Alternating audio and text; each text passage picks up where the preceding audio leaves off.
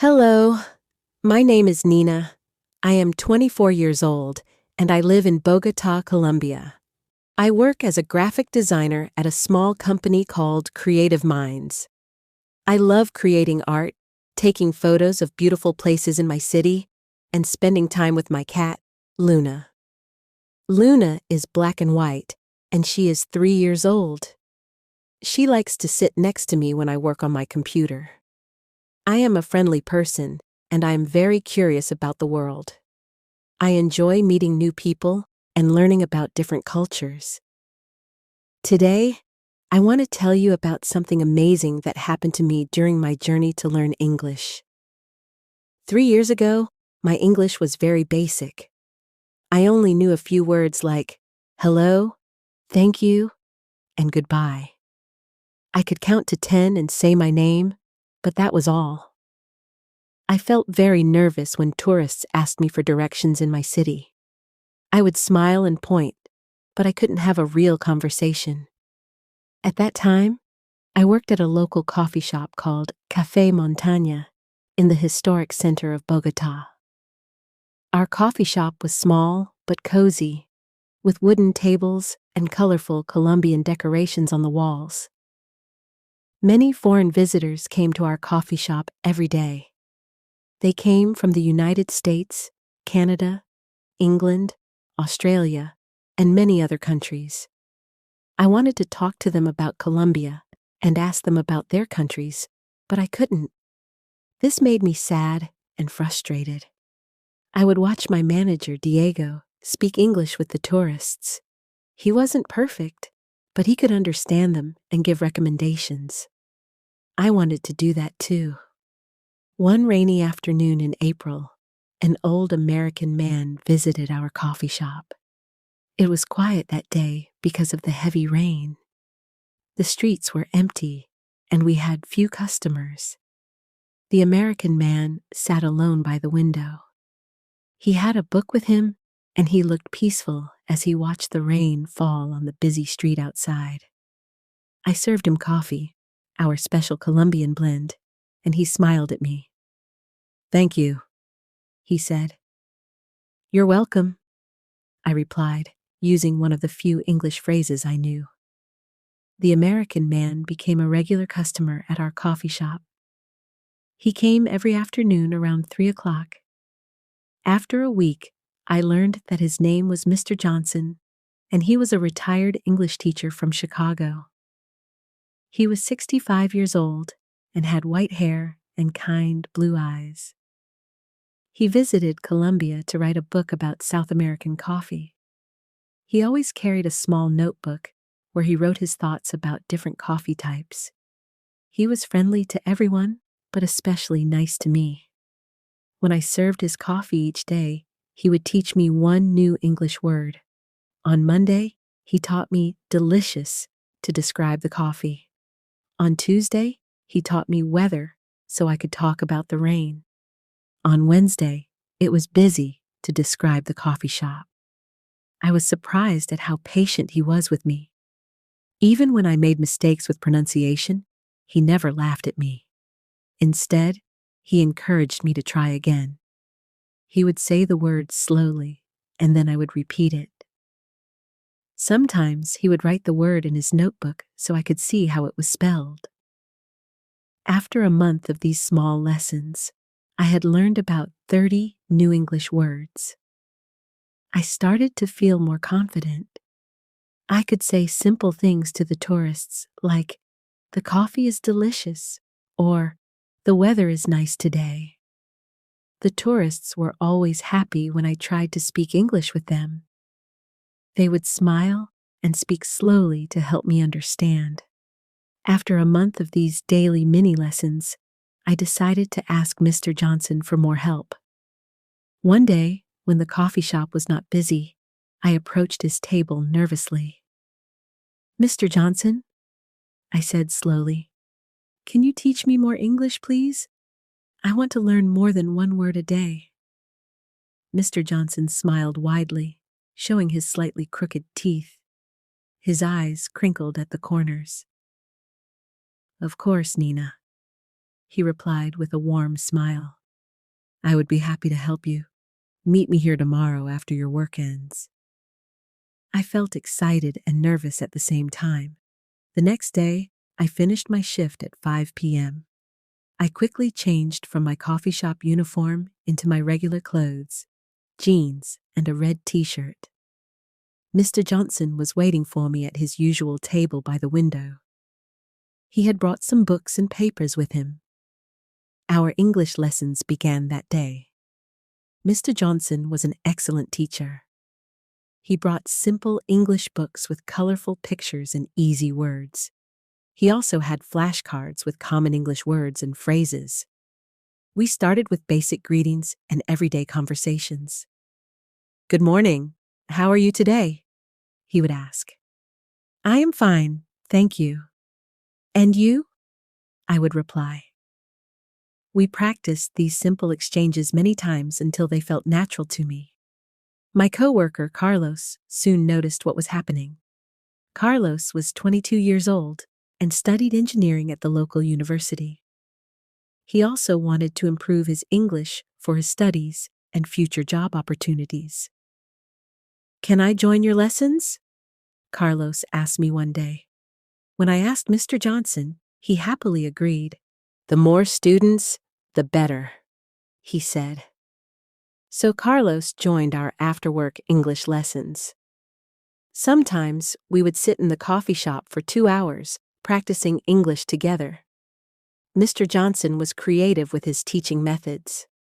One day, he brought menus from different restaurants and taught us food vocabulary. Another day, he brought a map and we learned directions and location words. Today, we will practice conversations in different situations, Mr. Johnson said one afternoon. Imagine you are at an airport and need to find your gate. Carlos pretended to be the airport staff, and I had to ask him questions. Excuse me, where is gate B5? I asked. It's down the hall to the right, past the gift shop, Carlos replied, reading from the notes Mr. Johnson had prepared. We also practiced conversations in a restaurant, at a hotel, and on a bus. These role-playing activities were fun but challenging for me. I struggled to understand when people spoke quickly. Sometimes I couldn't remember the right words when I needed them. There were moments when I felt like giving up because learning a new language was harder than I expected. But Mr. Johnson always encouraged us. Progress takes time, he would say. Just keep practicing every day and you will get better. Remember, I didn't learn Spanish in one day either. His words helped me to stay motivated. After our lessons, I would go home and practice what I had learned. I started watching American TV shows with Spanish subtitles. At first, I could only understand a few words, but gradually I began to recognize more and more. I made flashcards with new words and reviewed them before going to sleep. I even talked to Luna in English sometimes, which made me laugh because she looked confused when I didn't speak Spanish to her. 2 months after our English lesson started, something unexpected happened at the coffee shop. One Monday morning, Diego, our manager, called a staff meeting before we opened. There were 6 of us gathered around one of the large tables, me, Carlos, and 4 other co-workers. Diego looked excited as he shared his news. I have an important announcement, he said. Café Montaña has been selected to host an international group of coffee buyers next month. These are important people from big companies in the United States, Canada, and Europe. They want to learn about Colombian coffee and our special brewing methods. We need someone who speaks English to give them a tour of our coffee shop and explain our coffee-making process. Everyone looked at me and Carlos. We had been taking English lessons for 2 months, and our coworkers knew about it. My heart started beating fast. Could I really do this? I had improved my English, but presenting to professional coffee buyers seemed impossible. I looked at Carlos, and I could see that he was also nervous. "You should volunteer," Carlos whispered to me. "Your English is better than mine, and you know more about coffee preparation." "But I'm not ready for this," I whispered back. "My English is still very basic." Diego noticed our whispered conversation. "Nina, Carlos, what do you think? Can one of you handle this? It would be a great opportunity for our coffee shop and for your personal development." I took a deep breath. I can try," I said finally. "I will need time to prepare, but I want to do it." Diego smiled broadly. "Excellent. The group will be here on June 15th. That gives you 3 weeks to prepare. Let me know if you need any help." After the meeting, I immediately went to find Mr. Johnson. He usually didn't come to the coffee shop until the afternoon, but this was an emergency. I called him on the phone number he had given me. When I explained the situation, he agreed to meet me earlier than usual. "This is a wonderful opportunity," Mr. Johnson said when we met that day. "It's perfect timing. You've been learning English for 2 months, and now you can use what you've learned in a real situation." I wasn't as confident as he was. "But Mr. Johnson, these are professional coffee buyers. They will ask difficult questions. What if I don't understand them? What if I make mistakes?" Mr. Johnson patted my hand reassuringly. "You will make mistakes, Nina, and that's okay. No one expects you to speak perfect English after only 2 months of learning. The important thing is to communicate your message. These people want to learn about Colombian coffee, and you know a lot about that subject." His words helped me feel a little better. Mr. Johnson offered to help me prepare for the presentation. We spent the next 3 weeks focusing on specific vocabulary related to coffee production and brewing methods. I learned words like roasting, grinding, aroma, flavor profile, and brewing time. We practiced sentences I would need. "This coffee comes from the mountains of Colombia," or "We roast our coffee beans for exactly 12 minutes to achieve the perfect flavor." Carlos helped too. In the mornings before the coffee shop opened, he would pretend to be a coffee buyer and ask me questions. Diego gave me information about the specific coffee types we would present to the buyers. I wrote everything down and practiced my presentation every day. I even recorded myself on my phone so I could listen and improve my pronunciation. As the day of the presentation approached, I felt more prepared but still nervous. The day before the event, I went to the coffee shop early to set up everything. I arranged samples of different coffee beans on a table. I prepared small cards with information about each coffee type in both Spanish and English. I cleaned the coffee machines until they shined. Everything was ready. But that afternoon, Mr. Johnson didn't come to the coffee shop at his usual time. This was strange because he never missed our lessons. I called him, and his voice sounded weak on the phone. "I'm sorry, Nina," he said. "I have a bad cold and need to stay in bed today. But don't worry, you are well prepared for tomorrow. You will do great." I thanked him and wished him a quick recovery, but after hanging up, I felt a wave of panic. Mr. Johnson had become my safety net. I had planned to have him present during the coffee buyer's visit, sitting in a corner and giving me encouraging nods. Now, suddenly, I had to face this challenge alone. I didn't sleep well that night. I kept rehearsing my presentation in my head and imagining all the things that could go wrong. What if the coffee buyers spoke too fast? What if they used words I didn't understand? What if I forgot everything I had learned? The morning of the presentation arrived with bright sunshine. It was as if the weather was trying to lift my spirits. I arrived at the coffee shop 2 hours early.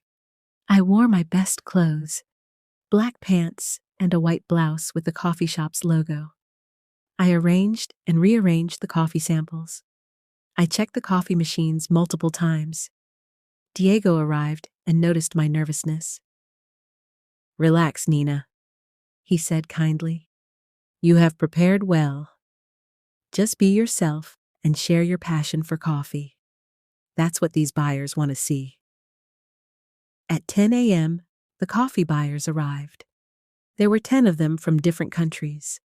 4 from the United States, 2 from Canada, 1 from England, 1 from Germany, 1 from Japan, and 1 from Australia. They wore business clothes and carried notebooks and tablets. Diego greeted them at the door and introduced me. "This is Nina, our coffee specialist. She will give you a tour of our coffee shop and explain our special brewing methods." All eyes turned to me. My hands were shaking slightly, but I remembered Mr. Johnson's advice to take a deep breath before speaking. "Welcome to Café Montaña," I said, remembering to speak slowly and clearly. "Today, I will show you how we make our special Colombian coffee. Please follow me."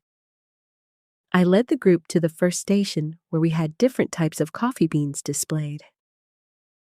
"These coffee beans come from different regions of Colombia," I explained.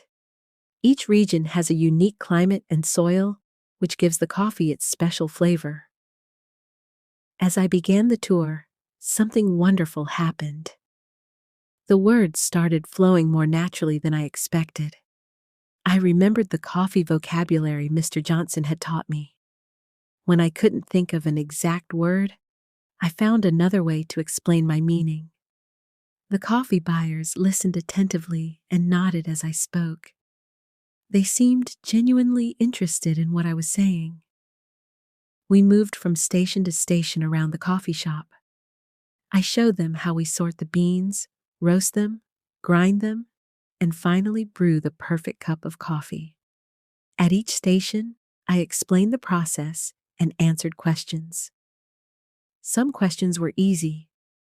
How long do you roast these beans? Others were more difficult. How does the altitude affect the acidity of the coffee? But I managed to understand most questions and give appropriate answers. When a buyer from Japan asked a particularly difficult question about the chemical compounds in coffee that I couldn't understand completely, I simply said, "I'm sorry, could you please repeat that more slowly?" He smiled and rephrased his question in simpler terms. At the end of the tour, we all sat down to taste different types of coffee. This was the part I had been most worried about because it involved more free-flowing conversation rather than my prepared speech. But by this point, I had built some confidence. I sat with the buyers and discussed the flavors and aromas of each coffee type. I was surprised at how much I could understand and communicate. "This coffee has a chocolate flavor with a hint of citrus," I explained as they tasted our premium blend. The buyers nodded and made notes. They seemed impressed not just with the coffee, but with the whole experience. At the end of the tasting session, everyone applauded. Diego looked at me with pride in his eyes. One buyer from New York, a tall woman with short blonde hair, approached me. "Your presentation was excellent," she said. "Your English is very good, and your knowledge of coffee is impressive." She handed me her business card. "Would you consider working as a translator for our company when we visit Colombia? We come twice a year to meet with coffee producers." I was shocked by her offer. Me, working as a translator? Just 3 months ago, I could barely say hello in English. "Thank you," I managed to say. "I would be very interested." The rest of the day passed in a blur of excitement. After the buyers left, my coworkers congratulated me. Carlos gave me a high five. "You were amazing," he said. "I recorded parts of your presentation on my phone. Wait until Mr. Johnson sees this." The next day, Mr. Johnson felt better and came to the coffee shop. I ran to him with the exciting news as soon as he walked through the door. His eyes filled with pride as I told him about the presentation and showed him the business card from the New York buyer. "I knew you could do it," he said. "You worked hard and prepared well. This is just the beginning of what you can achieve with your English skills." He was right. This experience showed me that I was capable of more than I had believed. "You see, Nina," Mr. Johnson continued as he sipped his coffee, "learning a language is not just about words and grammar. It's about courage and persistence. You never gave up, even when it was difficult. You faced your fears and stepped out of your comfort zone." His words made me think about my language learning journey. When I started, I only wanted to speak to tourists in the coffee shop. I never imagined I would give a presentation to international business people or be offered a translation job. In the months that followed, my English continued to improve. I started using it more at work and in my daily life. I made friends with English speakers who visited the coffee shop. I watched English movies without subtitles and read simple English books. 6 months after the coffee buyer's visit, they returned to Bogota. The woman from New York contacted me, and I worked as their translator for a week. It was challenging, but also rewarding. I visited coffee farms in the countryside with them and helped them communicate with local farmers. This experience gave me even more confidence in my English abilities. 1 year after I began learning with Mr. Johnson, I decided to make a bigger change in my life. I applied for a job at an international design company that needed bilingual graphic designers. The job required creating designs for clients from the United States and other English-speaking countries. I was nervous during the interview because it was mostly in English, but I remembered to speak slowly and ask for clarification when needed. 2 weeks later, I received an email offering me the job. The salary was better than my previous job, and the opportunities for growth were much greater.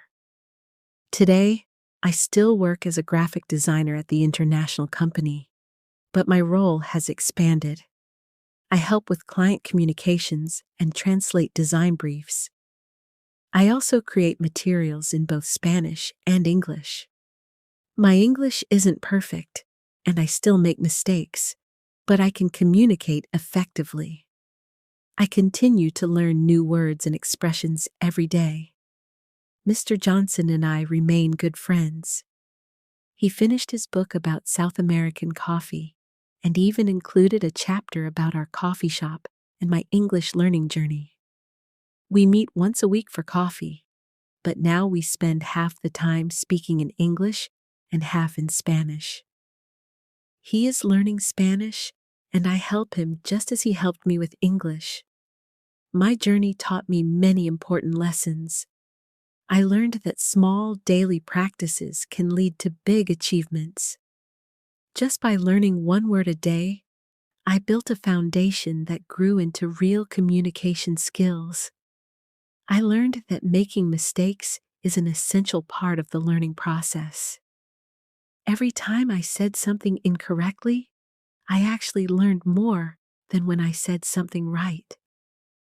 I also discovered that using a language in real situations, even when it's scary, is the best way to improve. The day I gave that presentation to the coffee buyers was terrifying, but it helped my English skills more than weeks of study. If you are learning a language now, remember that every expert was once a beginner. Be patient with yourself and celebrate small victories. Find opportunities to use what you've learned, even if it's just ordering food or asking for directions. Don't be afraid of making mistakes. They are stepping stones to fluency. And most importantly, don't give up. Learning a language opens doors to new friendships, job opportunities, and experiences that you might never have imagined. My name is Nina, and that was my story about learning English and finding confidence along the way. Has learning a new skill ever changed your life? I believe that with persistence and courage, we can all achieve amazing things, one small step at a time. Thank you for listening to my journey.